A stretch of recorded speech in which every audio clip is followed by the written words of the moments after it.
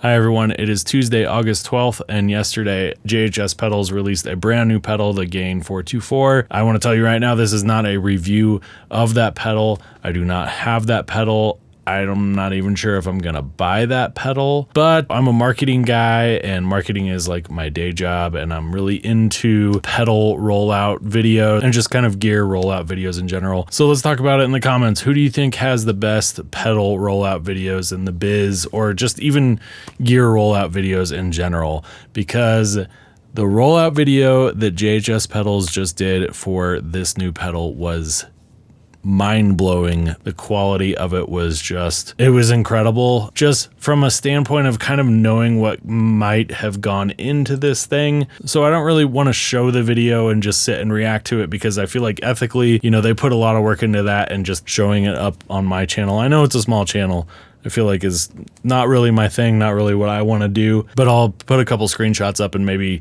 little snippets of the video, because it's so slick. Go watch the video. I don't even care if you click away from this video, that's fine. Just go watch the JHS rollout video for the Gain 424. It's crazy, especially if you're into GearTube or just video in general or marketing or whatever. Go watch it, because it is like a masterclass on how to do a rollout video. So I've probably watched it a dozen times, and there's some crazy stuff that they're doing in here. The first thing that caught my eye, it looks like they did like a full 3D render of the pedal in a full motion graphics sequence here at the beginning, where they have like things plugging into the jacks, they have the gain knob turning, they have it like twisting and spinning, and it's got to be a full 3D render of the pedal, and it looks really good. I know a little bit about motion graphics and kind of 3D renders and stuff, but this was just really, really slick looking. Even the other stuff, like just the camera work of the tracking and sort of the gimbal / slider moves on the pedal, which they've done before, but this is just like next level. It just like looks it's like super great lighting. It's just very crisp.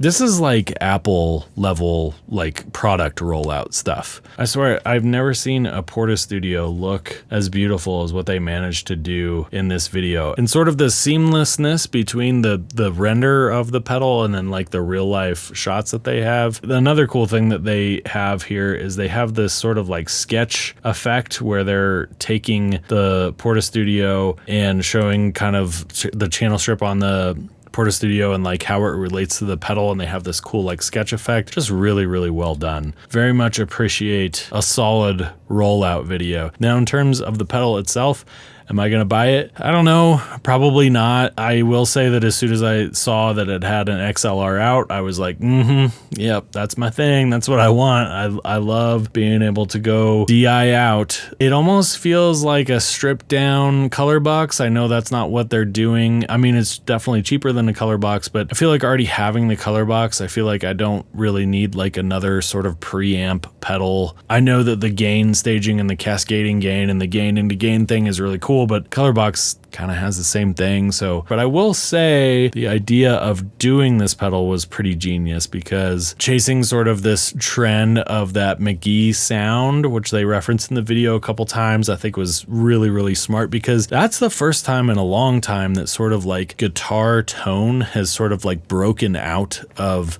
the like nerd GearTube sort of tone chaser world, and it's novel enough that people are actually inquisitive about how that tone was achieved. I have a buddy who's not into GearTube, he's not into social media at all, and he sent me a text after listening to that McGee album or song or whatever, and he asked me, he was like, how do you think he got this tone? I was just like, well, I think it's just like a direct into board thing. I think it was really smart to release a pedal that is sort of chasing this trend, and a trend that has sort of reached escape velocity out of nerd GearTube guitar tone land. I wanted a Tascam Portastudio so bad when I was a teenager. I had a friend who had one, and I just coveted the hell out of that thing. My parents never would have bought me that. They didn't understand what it was, so if they didn't understand what it was, they certainly weren't buying it for me. I found my own ways to record music which were crazy, but that's probably for another video. Coincidentally, I released a video the night before about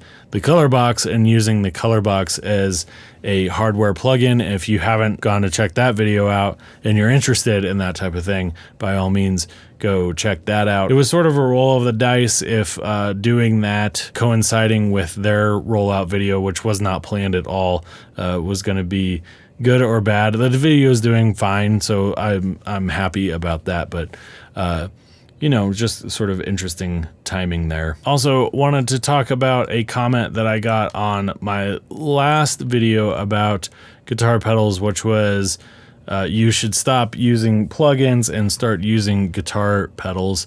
I got a comment from somebody and I'll pull it up here, but it was essentially saying, I hate this YouTube trend of people saying, here's what you should and shouldn't do. And he'll probably never see this, but I agree with you. I fully agree with you. I hate people saying, here's what you should and should not do.